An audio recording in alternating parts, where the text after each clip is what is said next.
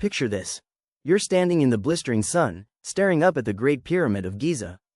For generations, we've been told one simple story, that Pharaoh Khufu built this gigantic monument using nothing more than basic tools, ropes, and manpower.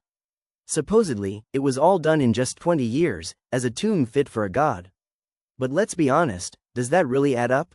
Everything we've been taught about the pyramids sounds neat and tidy, but the truth?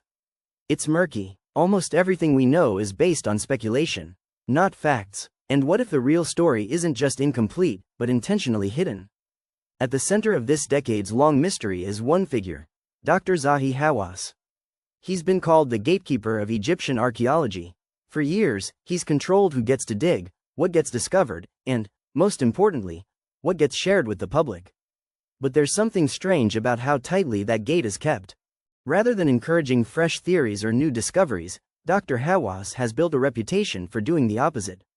He's known for pushing back hard, sometimes aggressively, against independent researchers. Especially those who suggest ideas that might threaten the version of history he's helped shape. Now, this isn't about throwing around conspiracy theories. It's about asking the obvious. Why shut down research right when things are getting interesting? Why block excavations that might change our understanding of human history? If you've ever wondered whether the pyramids are more than they seem, this is where the story takes a turn. We're told the Great Pyramid was built around 2550 BC, commissioned by Khufu as an extravagant tomb.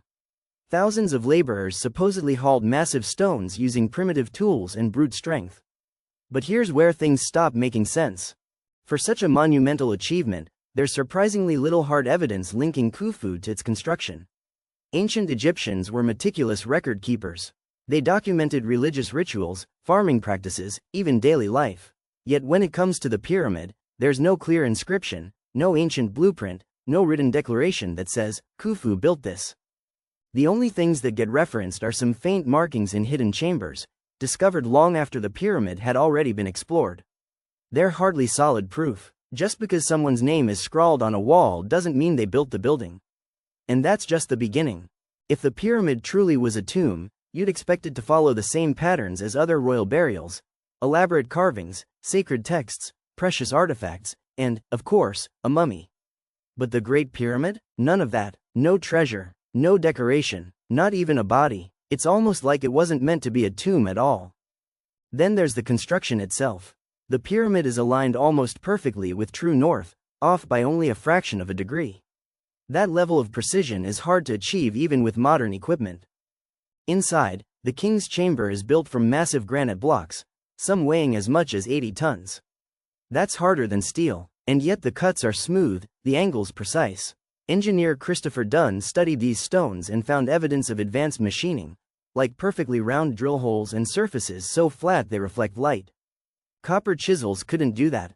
Not even close. In fact, modern experiments trying to replicate these techniques with ancient tools failed miserably. So if modern experts can't recreate it today with the same tools, how did people 4,500 years ago manage it?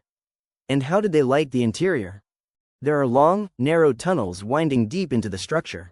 But here's the kicker. There are no burn marks. No soot. No smoke stains on the walls or ceilings. Nothing you'd expect from using torches or oil lamps. If they didn't use fire, what did they use? We're looking at a structure so advanced that it challenges everything we think we know about ancient Egypt. Maybe the original builders possessed knowledge we've lost. Maybe this monument predates the pharaohs entirely. Or maybe the Egyptians inherited it and adapted it. But when researchers bring these possibilities forward, they hit a wall. Take Robert Bouval, for example. He noticed something remarkable. The layout of the three main pyramids mirrors the three stars of Orion's belt, but not as they looked during Khufu's time. The alignment matches the constellation's position around 10,500 BC. That's thousands of years earlier than traditional history allows. Then there's the Great Sphinx. Egyptologists argue it was built around the same time as the pyramids. But geologist Robert Schoch and researcher John Anthony West found water erosion patterns that don't fit. They weren't caused by wind or sand.